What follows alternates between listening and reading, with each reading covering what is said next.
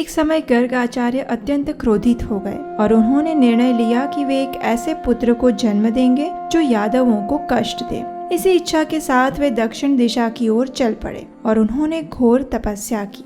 12 वर्ष तक भगवान शिव की तपस्या करने के बाद आखिर उनकी इच्छा पूरी हुई। लेकिन यहाँ प्रश्न ये है कि गर्ग आचार्य तो यादवों के कुलगुरु थे, तो फिर उन्होंने यादवों को परेशान करने वाले पुत्र की इच्छा क्यों की?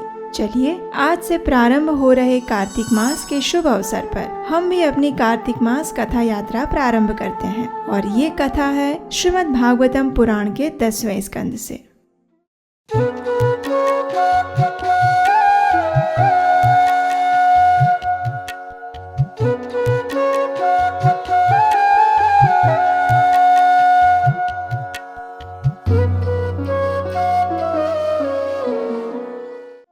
हरे कृष्णा। भगवान श्री कृष्ण और बलराम ने कंस का वध कर दिया था। अब कंस की दोनों पत्नियां अस्ति और प्राप्ति अपने पिता जरासंध के घर लौट आई थी। अपने दामाद की मृत्यु से जरासंध अत्यंत क्रोधित था और अब वो कृष्ण बलराम से प्रतिशोध लेने की योजना बना रहा था। उसने अपनी 23 अक्षौहिणी सेना को एकत्रित किया और आप जानते हैं, एक अक्षौहिणी सेना में 21,870 सैनिक हाथी पर, 21,879 सैनिक रथ पर, 65,610 सैनिक घोड़े पर और 1,09,350 सैनिक पैदल चलते हैं। ऐसी 23 अक्षौहिणी सेना जरासंध ने तैयार की और निकल पड़ा मथुरा पर आक्रमण करने के लिए। जब सभी यादवों ने इतनी विशाल सेना को मथुरा के निकट आते हुए देखा तो वे भयभीत हो गए। ये देखकर श्री कृष्ण ने मन में ही विचार किया और उसी क्षण आकाश से सूर्य के समान दैदीप्यमान 2 रथ नीचे उतर आए।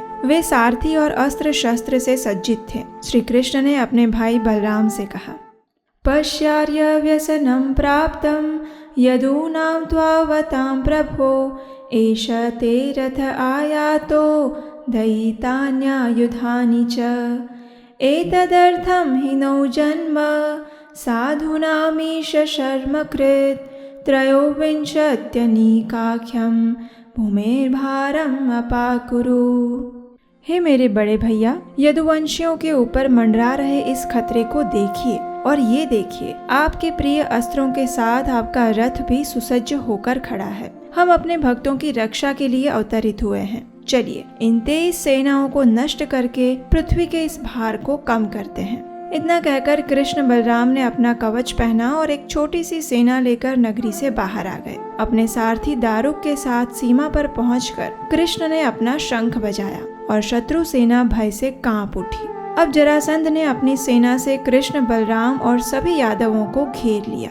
उसने बाणों की वर्षा करना शुरू कर दिया और ये देखकर श्री कृष्ण ने अपने शारंग धनुष की टंकार बजाई और अग्नि के समान असंख्य बाण छोड़े। देखते ही देखते जरासंध की सेना के सभी सैनिकों, हाथियों और घोड़ों के कटे हुए अंगों से रक्त की नदी बहने लगी। युद्ध के मैदान में सैनिकों की कटी हुई भुजाएं सांप के समान, सैनिकों के सिर कछुए जैसे, उनके बाल समुद्री घास के समान, उनके धनुष लहरों के समान और युद्ध में मरे हुए हाथी द्वीप के समान लग रहे थे। इस भीषण युद्ध में कृष्ण बलराम की सेना का एक भी सैनिक मरा नहीं और जरासंध की सेना का एक भी सैनिक बचा नहीं। अब बलराम जी ने पराजित जरासंध को वरुण पाश से बांध दिया और साधारण रस्सियों से जकड़ लिया। लेकिन कृष्ण जानते थे कि जरासंध के साथ अभी उन्हें आने वाले समय में और भी लीलाएं करनी थी, इसलिए उन्होंने बलराम जी को उसे छोड़ देने का निवेदन किया। इस प्रकार कृष्ण बलराम युद्ध में विजय प्राप्त करके अपनी नगरी में लौट आए तो आकाश से देवताओं ने पुष्प वर्षा की और सभी मथुरा वासियों ने उनका भव्य स्वागत किया। उनके ऊपर सुगंधित जल का छिड़काव किया गया और संपूर्ण राज्य में उत्सव का वातावरण छा गया। अब देखिए, आप समझ सकते हैं कि जरासंध जैसे महान योद्धा के लिए इस प्रकार छोड़ा जाना ये अपमान मृत्यु के जैसा था। इसलिए जब कृष्ण बलराम ने इस प्रकार उसे अपमानित करके छोड़ दिया तो वो अपने राज्य वापस जाने के बजाय सीधा जंगल की ओर चल पड़ा तपस्या करने के लिए। लेकिन रास्ते में उसे अपने कुछ मित्र मिल गए और उन सब ने उसके अहंकार को उत्तेजित करते हुए कहा, अरे अरे मित्र, तुम्हारी ये पराजय तुम्हारी निर्बलता के कारण नहीं हुई है। तुम तो एक महावीर योद्धा हो। ये तो तुम्हारे किसी पूर्व कर्म का परिणाम था, जो तुम कृष्ण बलराम जैसे बच्चों से हार गए। इसलिए निराश मत हो, दोबारा अपनी सेना खड़ी करो और पुनः आक्रमण करो। जब जरासंध ने अपने मित्रों के ऐसे वचन सुने तो उसे सच मानकर वह वापस अपने राज्य में लौट आया और फिर से उसने मथुरा पर आक्रमण करने की तैयारी करना शुरू कर दिया। इस प्रकार जरासंध ने 17 बार मथुरा पर चढ़ाई की और हर बार उसे पराजित होकर उल्टे मुंह वापस लौटना पड़ा। हर बार उसका एक एक सैनिक मारा गया और हर बार उसे बंदी बनाकर अपमानित करके छोड़ दिया गया, लेकिन फिर भी उसने हिम्मत नहीं हारी। आखिर उसने 18वीं बार मथुरा पर आक्रमण किया, लेकिन इस बार का युद्ध कुछ अलग था।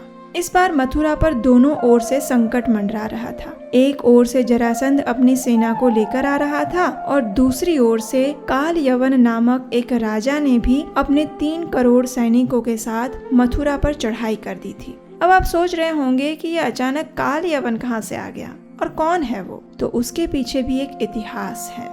एक समय क्या हुआ कि यदुवंश के कुल पुरोहित गर्ग आचार्य के बहनोई ने उन्हें नपुंसक कहकर उनकी निंदा की। उस समय सभी यादव भी वहां उपस्थित थे। गर्ग मुनि के बारे में ऐसे वचन सुनकर वे सब हंसने लगे और ये देखकर गर्गाचार्य को बड़ा क्रोध आया और उन्होंने तय किया कि अब वे एक ऐसे पुत्र को जन्म देंगे जो कि यादवों को आतंकित करेगा।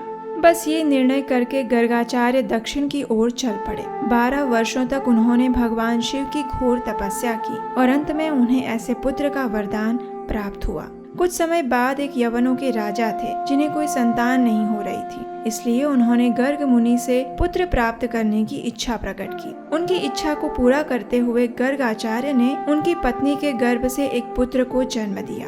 इस पुत्र का क्रोध भगवान रुद्र के समान था और इसलिए उसका नाम पड़ा काल यवन।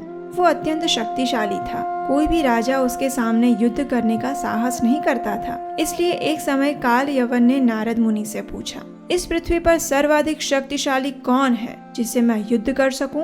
तो इसके उत्तर में नारद मुनि ने उसे यादवों के विषय में बताया और यही कारण था कि काल यवन अब यादवों से युद्ध करने के लिए मथुरा पर चढ़ाई कर रहा था। जब कृष्ण और बलराम ने मथुरा पर दोनों ओर से आ रहे इस संकट को देखा तो श्री कृष्ण ने बलराम जी से कहा, दाऊ भैया, यदुओं को दोनों ओर से खतरे ने घेर लिया है। यवनराज ने हमारे राज्य की सीमा बंदी कर ली है और जरासंध भी किसी भी क्षण यहाँ पहुँच सकता है। अगर हम काल यवन से युद्ध करने में व्यस्त हो जाएंगे तो इस स्थिति का लाभ उठाकर जरासंध हमारे परिवारजनों को मारकर अथवा बंदी बनाकर अपने साथ ले जाएगा। तस्मादद्य विधास्यामो दुर्गम द्विपद दुर्गमं तत्र ज्ञातिं समाधाय यवनं घातयामहे।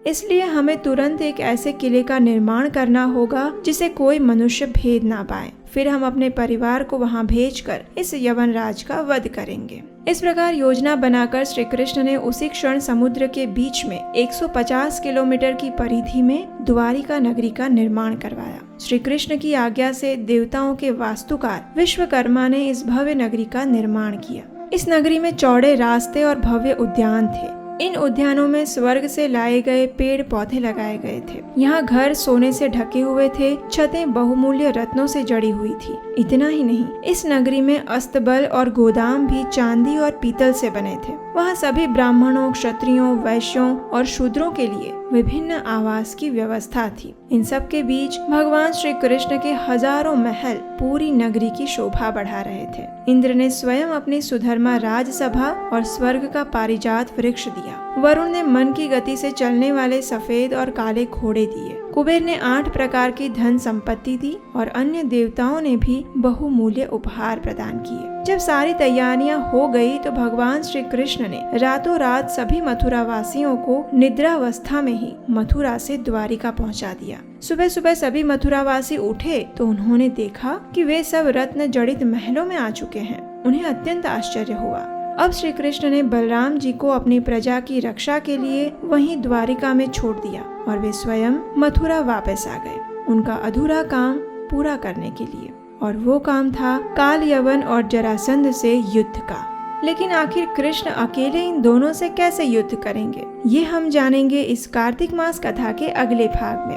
चलिए अब इस बार की हमारी प्रत्येक कार्तिक कथा यात्रा में आप सबके लिए एक सरप्राइज रहेगा, और वो है कथा के अंत में एक प्रश्न, जिसका उत्तर आपको हमें नीचे कमेंट बॉक्स में देना होगा। इससे ये पता चलेगा कि आपने इस कथा को कितने ध्यान से सुना है। तो आज का प्रश्न है, भगवान श्री कृष्ण के धनुष का नाम क्या था? अगर आपने इस कथा को ध्यान से सुना है तभी आप उसका जवाब दे पाएंगे। अगर आपको ये कथा अच्छी लगी है तो इसे अपने सभी परिवार और मित्रों को शेयर कर दीजिए। इस कार्तिक मास में प्रतिदिन ऐसे ही प्रमाणभूत श्रीमद् भागवतम कथा सुनने के लिए याद से आपके अपने इस चैनल उपदेशाष्टकम को सब्सक्राइब कर लीजिएगा। अगर इन वैदिक कथाओं के प्रचार कार्य में आप हमारा सहयोग देना चाहते हैं तो स्क्रीन पर दिए गए नंबर पर अपना आर्थिक योगदान भेज सकते हैं। आपके सहयोग से हमें आने वाली कथाओं को बनाने में सहायता मिलेगी। तो चलिए परम भगवान श्री कृष्ण को प्रिय इस कार्तिक मास में अधिक से अधिक भगवान श्री कृष्ण की कथाओं का श्रवण और चिंतन करते हैं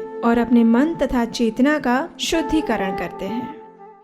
जय राधा माधव कुंज विहारी, गोपी जन वल्लभ गिरिवरधारी।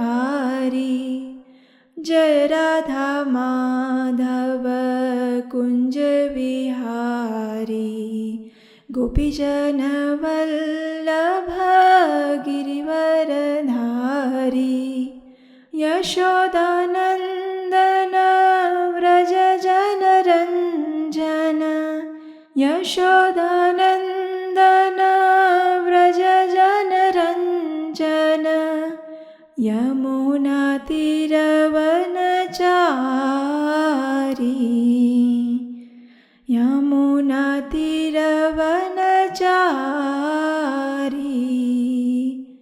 जय राधा माधव कुंज विहारी, गोपी जन वल्लभ गिरिवरधारी। हरे कृष्णा।